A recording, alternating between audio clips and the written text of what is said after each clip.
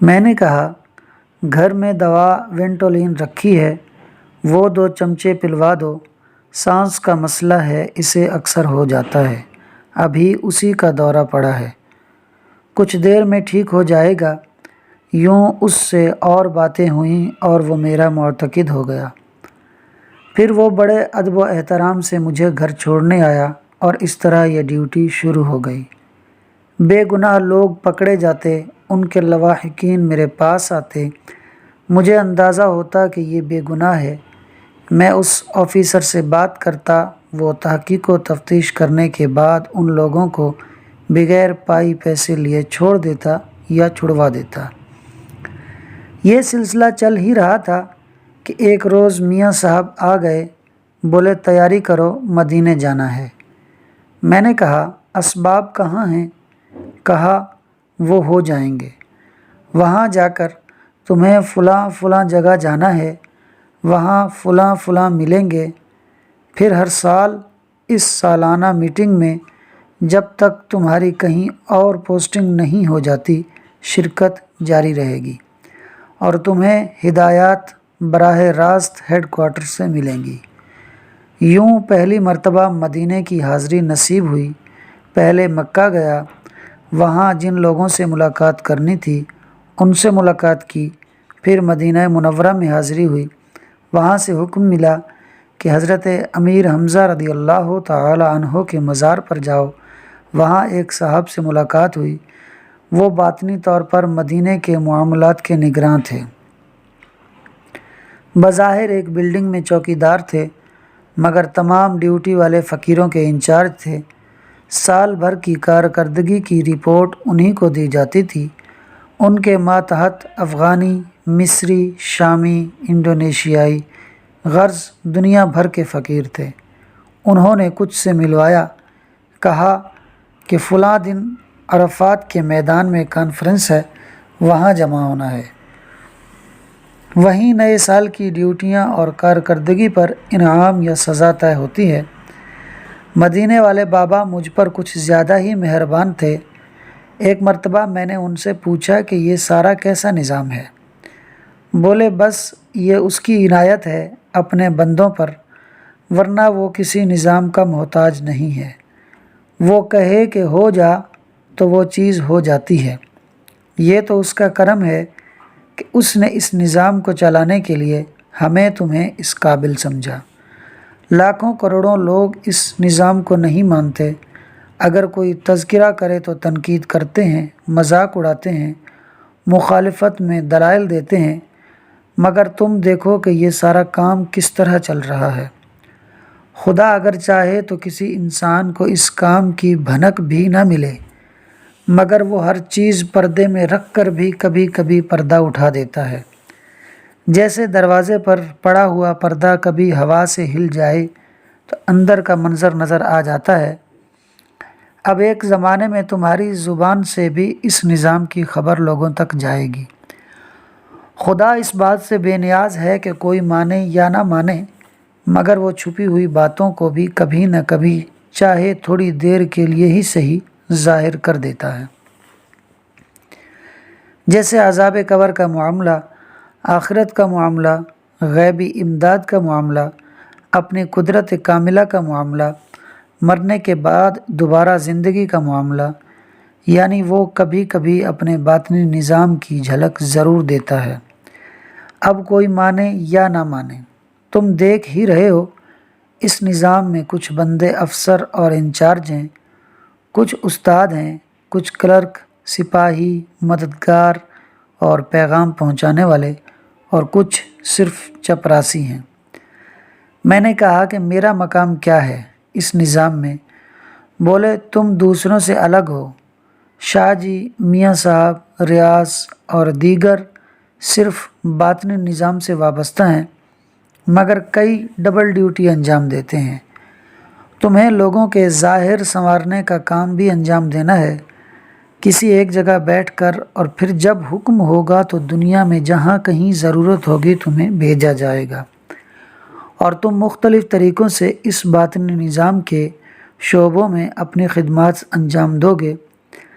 ابھی فی الحال تمہارے سامنے دنیاوی حوالوں سے ذمہ داریاں ہیں، تم دنیاوی ترقیاں حاصل کرو گے، تمہارا شہرہ ہوگا، ٹی وی چینل، اخبارات، حکومت، بادشاہ سے اس کے کارندے سے ملاقاتیں، علمی بلندیاں اور ساتھ ساتھ کام، خدمات، باطنی کانفرنسوں میں شرکت اور انجام۔ امید رکھو اچھا ہی ہوگا۔ 15 روز بعد پاکستان واپسی ہوئی۔ اس دوران کبھی خواب میں کبھی میاں صاحب کے ذریعے حکم ہوتا فلاں شہر چلے جاؤ، فلاں بیمار کی تیمارداری کرو، فلاں گھرانے کی مدد کرو۔ ایک روز حکم ہوا فلاں اسم کی ریاضت کرو۔ پوچھا وہ کیسے؟ کہا اس کے لیے تمہیں نیپال جانا ہوگا۔ اب نیپال جانے کے انتظامات کیسے ہوئے؟ یہ سب غیب سے ہوا۔ ہوائی جہاز کے ذریعے کھٹمنڈو کے ہوائی اڈے اور پھر وہاں سے ایک گاؤں شیولا پور۔ وہاں کے ڈیوٹی والے فقیر ایک بدھ ٹیچر شیولنگا تھے۔ 15 روز بعد وہاں سے واپسی ہوئی۔ حکم ہوا سری لنکا جاؤ، وہاں سے انڈونیشیا جانا ہے۔ سری لنکا میں فلاں جگہ فلاں صاحب ملیں گے، ان سے ملنا ہے، ان سے مل کر معاملات طے کرنے ہیں۔ ایک بڑا طوفان آنے والا ہے، یہ ایک عذاب ہے، تمہیں وہ بتائیں گے کہ کس فیملی کو وہاں سے نکالنا ہے۔ میں سری لنکا ایئر لائن سے کولمبو جانے کے لیے روانہ ہو گیا۔ وہاں ایئرپورٹ پر ہی ایک شخص نے ریسیو کیا اور کولمبو میں مشہور کرکٹر جے سوریا کے گھر سے 5 کلومیٹر آگے ایک سرسبز جگہ بنے اسٹوپا میں چھوڑ گیا۔ وہاں بدھ مونک یعنی بھکشو سارنگا سے ملاقات ہوئی۔ اس نے ساری تفصیلات بتائیں۔ حیرت ہوئی کہ جہاں اس نظام میں ظاہری طور پر کئی غیر مسلم شریک تھے، وہیں سمندری طوفان سے جن لوگوں کو بچانے کا کام ہمارے ذمے لگایا گیا تھا ان میں سے بیشتر عیسائی اور بدھسٹ تھے۔ ایک ہفتے سری لنکا میں رہنے کے بعد انڈونیشیا جکارتہ جانے